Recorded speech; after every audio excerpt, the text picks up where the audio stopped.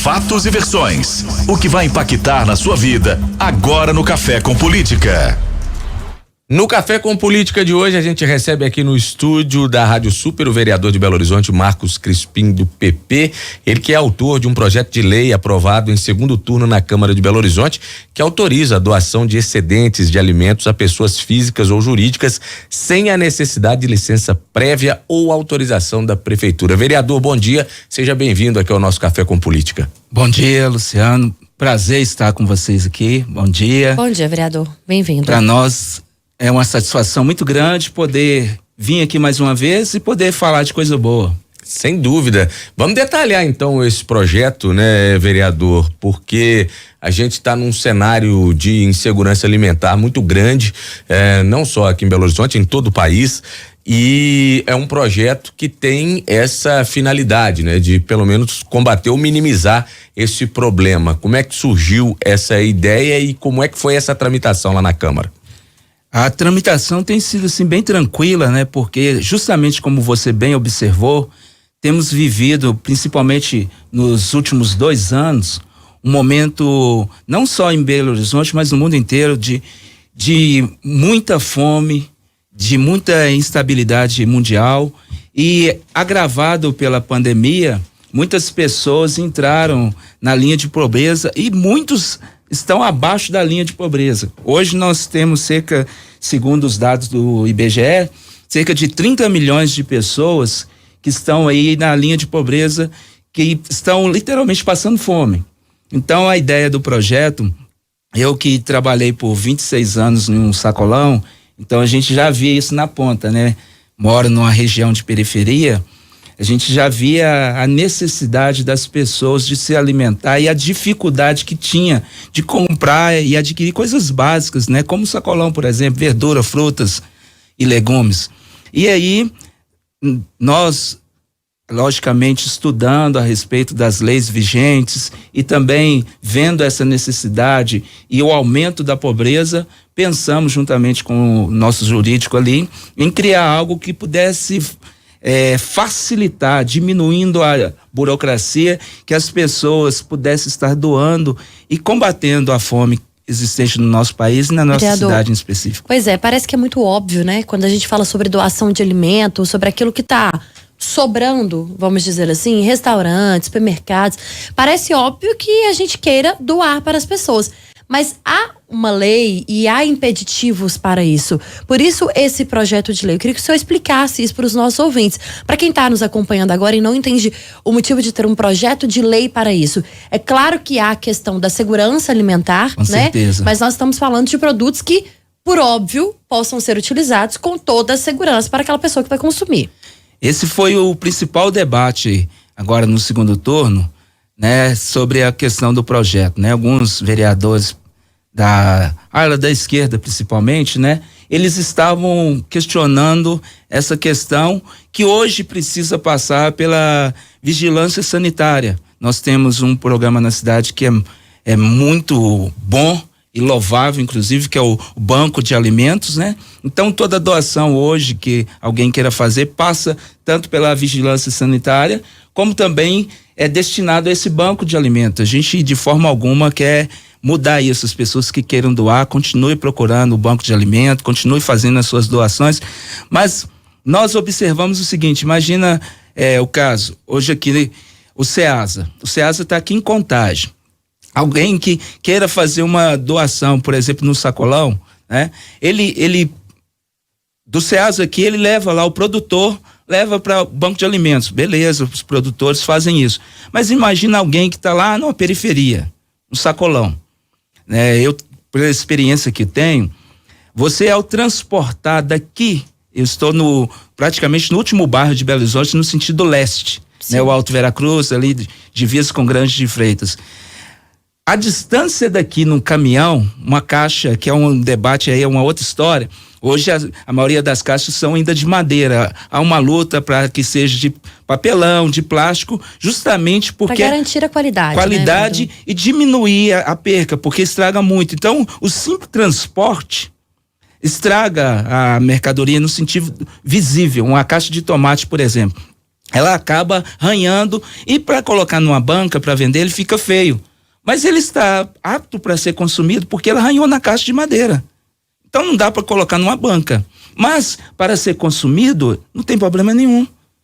E aí você tem que esperar a vigilância sanitária ir lá, atestar que isso está legal para ser consumido. Perdeu-se esse tomate, não, aí sim, depois de 2, 3 dias, ele está impróprio, porque ele foi furado, então a qualidade caiu, fungos vão ser desenvolvidos ali, ele já não pode. Risco de infecção, né? Risco e tudo, ele já não pode ser consumido. Então, pensando nisso, essa pessoa que está ali, tem algumas pessoas que fazem, por exemplo, doação, né, à noite para as pessoas. Eu estava ouvindo no caminho o debate aqui a respeito, né, do centro de Belo Horizonte, que estão em situação de rua. Não somente no centro, mas infelizmente hoje também nas regiões periféricas isso também é uma realidade. E aí a pessoa poderia doar para essas instituições, mas ele com medo, com receio, pela burocracia que existe, ele não faz e acaba indo para o lixo, né? Cerca de, vamos colocar 30% em média, daquilo que é produzido no mundo é jogado fora no lixo, sem que esteja, né, realmente, vamos colocar assim, impróprio para o consumo. E aí que a gente tem uma situação pior, vereador, porque as pessoas vão até os lixões. Sim, né? pra catar no lixo, literalmente. Vão procurar no lixo, e ali o alimento já foi misturado com tantas outras coisas que transmitem, né, doenças e vão trazer prejuízo para a saúde. A ideia do projeto, então, é que esses alimentos possam ser doados com qualidade, sendo transportados de forma correta, para chegar e tentar ajudar a combater uma situação que hoje aflige o mundo inteiro, a gente sabe disso, que é a fome, mas que é tão difícil em Belo Horizonte, que é onde a gente está falando? Com certeza. Essa observação sua tem tudo a ver com a experiência que eu tive. Por trabalhar no Sacolão, eu vivenciei isso várias vezes. Então, nós ali, após, né, por exemplo, lá ia segunda, quarta e sexta. Então, a gente limpava a banca, os funcionários ali, e aquele que não estava, por exemplo, próprio, a gente colocava no lixo e tinha um horário, né, da coleta passar para recolher. Várias pessoas passavam ali com a sacolinha para aproveitar aquilo que estava no lixo, ou seja, que já não está próprio, né? Está misturado com outras questões ali, com plástico, com lixo mesmo propriamente dito de casa. E isso não é legal. Agora imagina se o comerciante, aquela pessoa, dono de uma padaria, de um restaurante, se ele pudesse ter a tranquilidade, logicamente separando aquilo que realmente está bom, dentro do prazo de validade, dentro daquilo que pode ser consumido mesmo, ele pudesse doar para essas pessoas. Nós também entendemos hoje que as pessoas cada vez mais estão valorizando aquelas empresas que estão preocupadas com o lado social. Então ele vai ficar também bem visto pelo seu cliente, porque ele cuida da sociedade no entorno, da comunidade aonde ele está inserido. Isso ao contrário da burocracia, que faz com que a fome, que já é grande, ela seja agravada, visto que essas pessoas que poderiam ser alimentadas não fazem, porque tinha um impeditivo, que é a burocracia. Agora, existe um requisito para que a pessoa possa fazer a doação? Vai ter um cadastro? Como é que o projeto prevê isso? Ou uma pessoa que queira doar, ele, amparado pelo projeto, ele pode já fazer essa doação sem uma comunicação? Como é que vai funcionar essa parte, que é burocrática também, sim, mas que precisa ser esclarecida? Entende? Como eu disse, tem todo aquele regimento legal que é feito hoje, não muda nada. A questão das datas, da validade, né? Tudo isso continua valendo. A questão do excedente, por exemplo, produziu pão hoje pela manhã, vai ter uma nova produção para a parte da tarde. Esse pão, de repente, ele não ficou com uma aparência boa, mas é o pão do dia.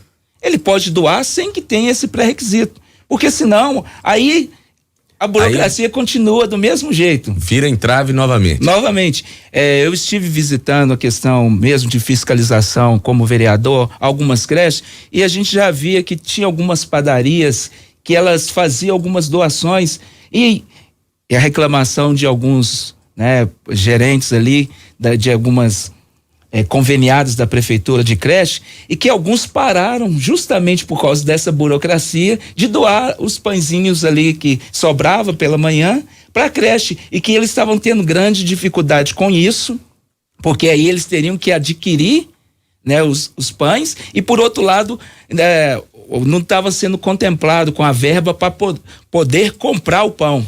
O que o projeto faz então é amparar essas pessoas, né, que estão já fazendo ou que estavam fazendo essa doação e pararam, mas que agora eles tenham esse amparo do projeto de lei para realizar essa doação sem que alguém vá lá e possa multá-lo ou trazer algum tipo de prejuízo para aquele comércio. Com certeza. E se tem algo que nós observamos que é real, quem tem fome tem pressa, né? Então, você hoje está ali vulnerável, passando necessidade, o desemprego também tem subido de forma alarmante.